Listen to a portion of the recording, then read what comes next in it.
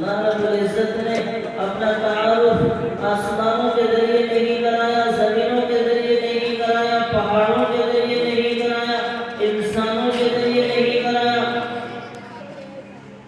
رسول پاک صلی اللہ علیہ وسلم پر جب اللہ تعالیٰ نے سب سے پہلے وحی بھیجی تو یہ نہیں فرمایا اللہ وہ ہے،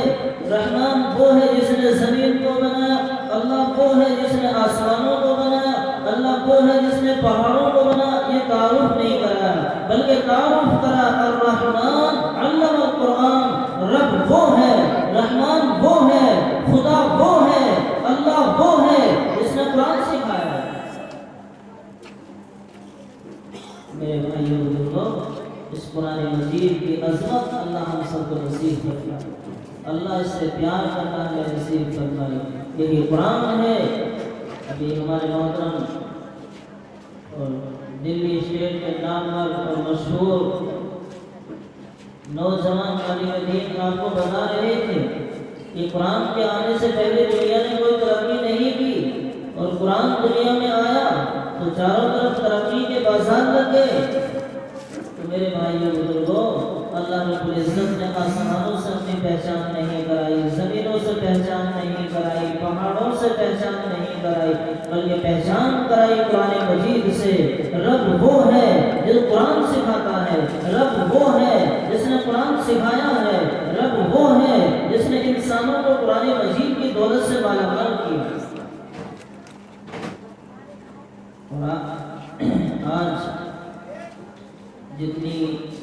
ناقدری ہمارے دلوں میں قرآن مجید کی ہے، شاید کسی چیز کی نہ ہو۔ اس لیے میرے بھائی بزرگوں، یہ نیت کریں کہ انشاءاللہ جہاں بھی قرآن مجید کے نام پر اللہ اور اس کے رسول صلی اللہ علیہ وسلم کے نام پر گلشن سجایا جائے گا، وہ دیر تک چلے، کم وقت چلے، انشاءاللہ ہم اس کو شریک ہوا کریں گے، ہوں گے انشاءاللہ۔ جو چلے گئے ان کی کوئی شکایت نہیں ہے، جو موجود ہیں ان سے عرض کیا جا رہا ہے کہ نیت کریں کہ ان نسبتوں کی قدر کریں، یہ عظیم نسبتیں ہیں، یہی کل قیامت کے دن ہمارے کام آئیں گی۔ انہی سے دنیا میں ہمارا بیڑا پار ہو رہا ہے اور انہی سے آخرت میں بیڑا پار ہو رہا ہے۔ اور دنیا کا انسان جو اتنا رسوا ہو رہا ہے، خوار ہو رہا ہے، ذلیل ہو رہا ہے، اللہ کی زمین اپنی وسعت کے باوجود جو تنگ ہو رہی ہے، اس کی صرف وجہ قرآن مجید کی ناقدری ہے۔ ہمارے بچے جس مکتب میں، جس مدرسے میں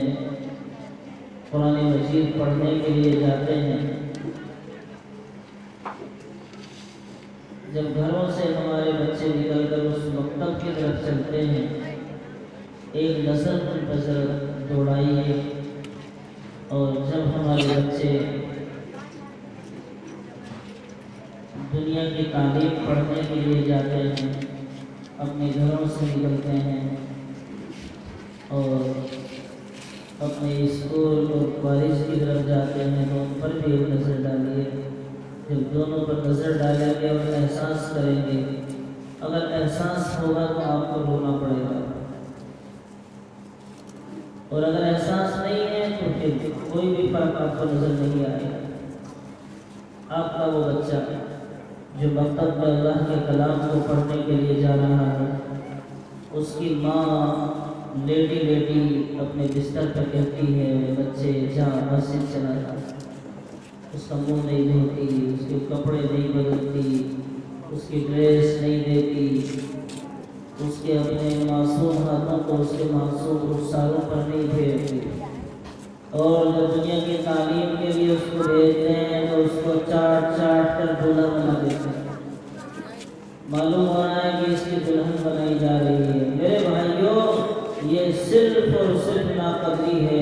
اور آج پوری دنیا میں یہ جو چاروں طرف مصیبتیں ہیں، یہ مصیبتیں نہیں، یہ اللہ کا غصہ ہے،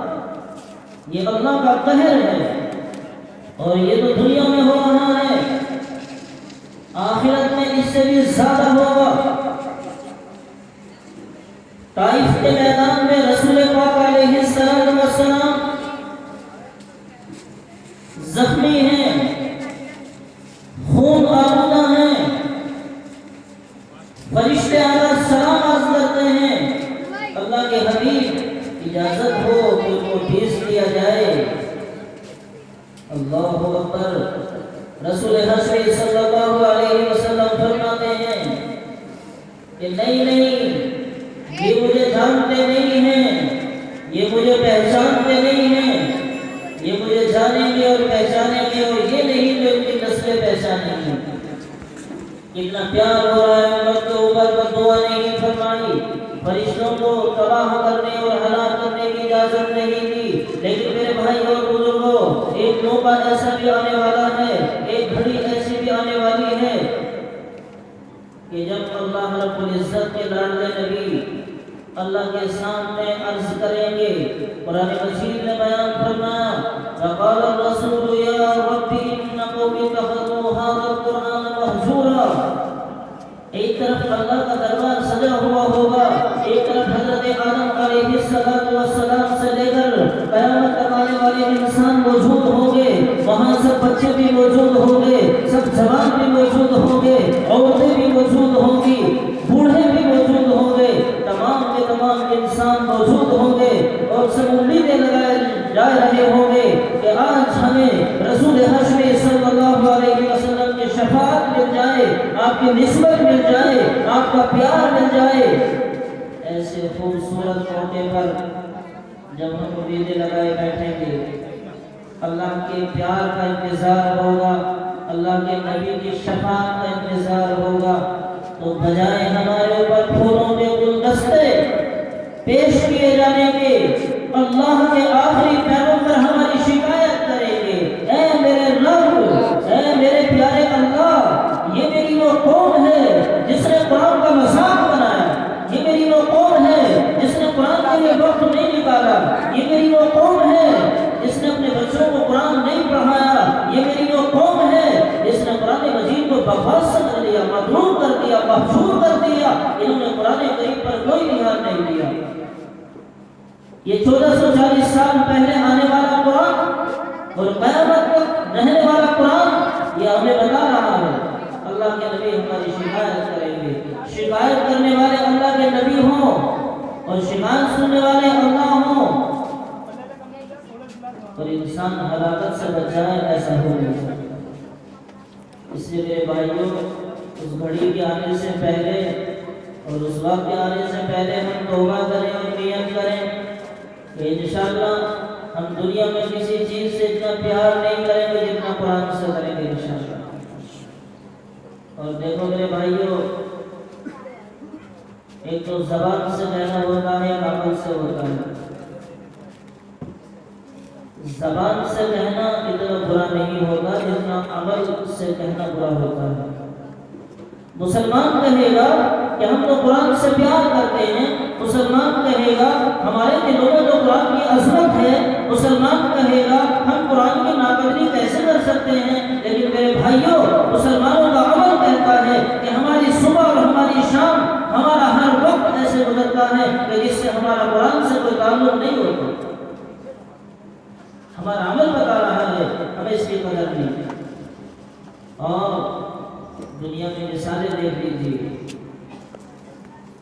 ایک آدمی بہت زیادہ نماز پڑھتا ہے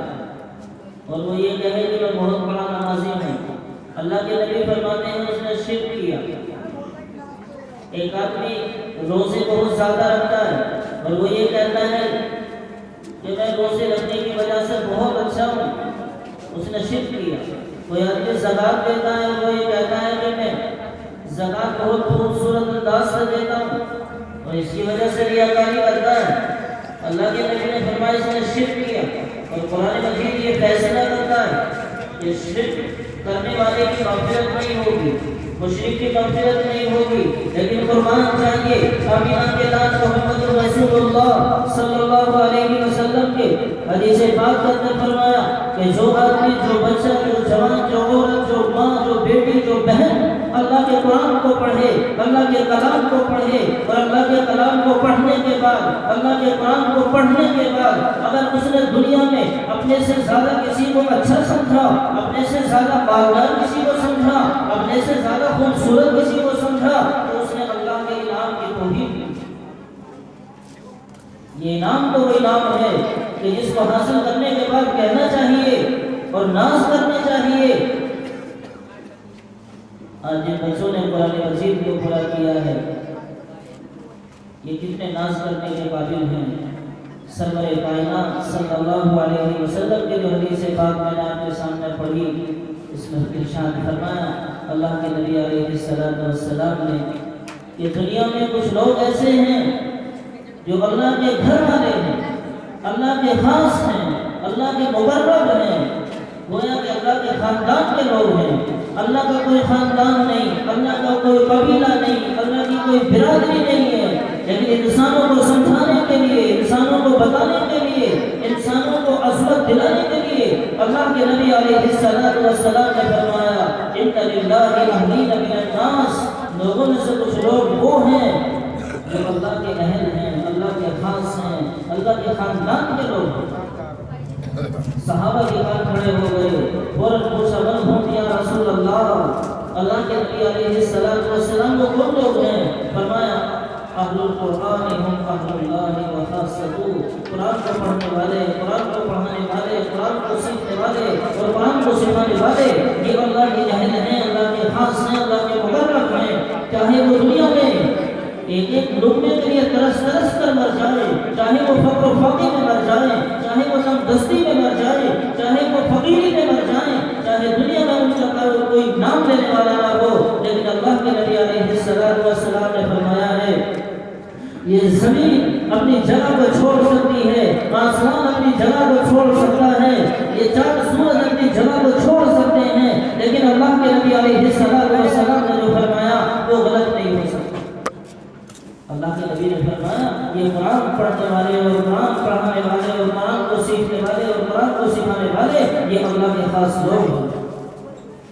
میرے بھائیوں بزرگوں، یہ بچے اللہ کے خاص لوگوں میں شامل ہو رہے ہیں۔ اللہ رب العزت نے ایک بڑا مقام عطا فرمایا ہے، جن ماں اور باپ کی گودوں میں بچے کھیلے ہیں وہ بہت بھی مبارک ہیں۔ حضرت ابو ہریرہ رضی اللہ عنہ صحابی رسول ہیں، ان کی روایت ہے،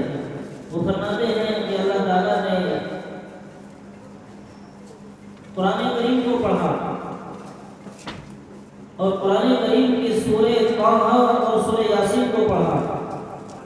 اور یہ سورہ طٰہٰ اور یاسین کو اس وقت پڑھا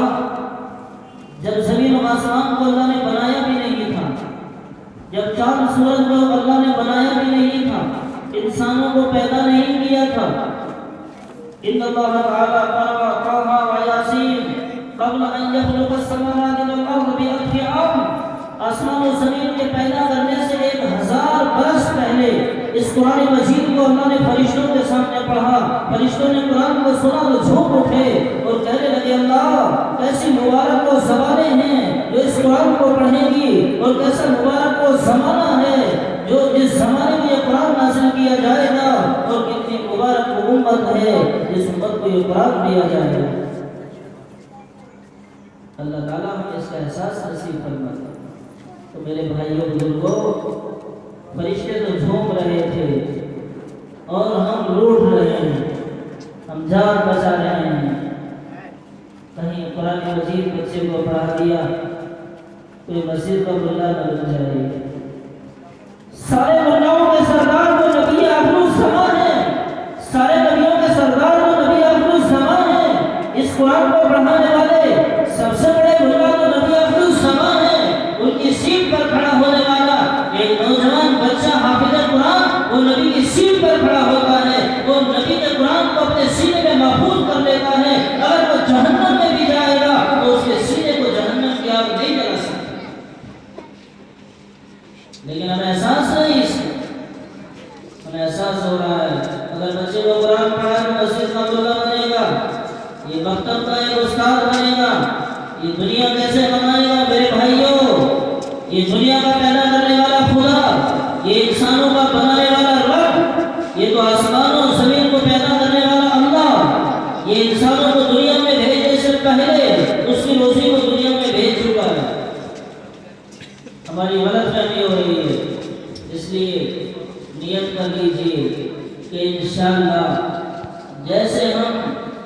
اپنے کاروبار پہ، اپنی دکان پر، اپنے بزنس پر، اپنی ملازمت پر ہم جاتے ہیں یہ نیت لے کر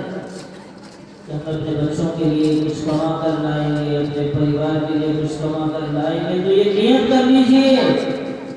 کہ جیسے ہم اپنے بچوں اور بچیوں کے لیے اور اپنے پریوار کے لیے کمانے کے لیے جا رہے ہیں، تو ساتھ ساتھ یہ نیت کر لیجیے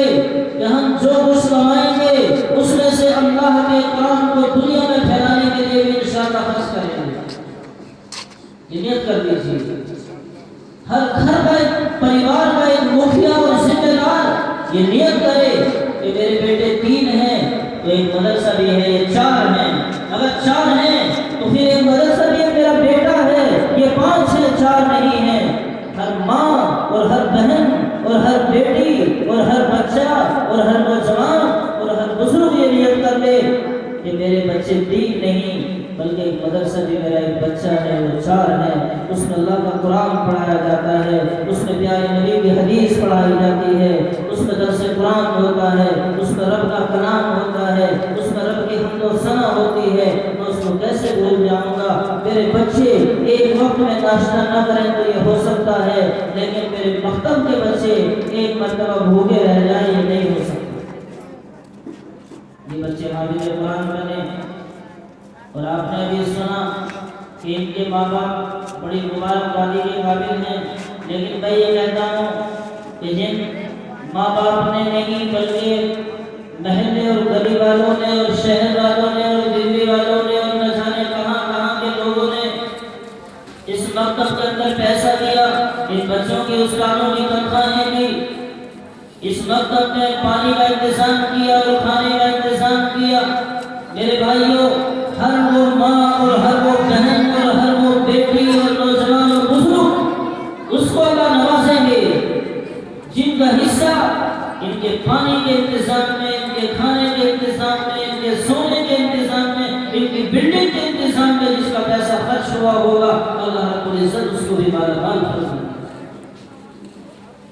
اس لیے میرے بھائیوں نیت کر لیجیے کہ ساری چیزوں سے بڑھ کر اللہ کے قرآن سے محبت کریں گے، ساری چیزوں سے زیادہ اللہ کے کلام کی عظمت کو اپنے دلوں میں جگہ دیں گے، سب سے زیادہ الفت ہم اللہ کے قرآن سے اپنے دلوں میں پیدا کریں گے، اور سب کچھ گوارا ہو سکتا ہے لیکن ہم قرآن سے دور ہونا گوارا نہیں کریں گے۔ آپ حضرات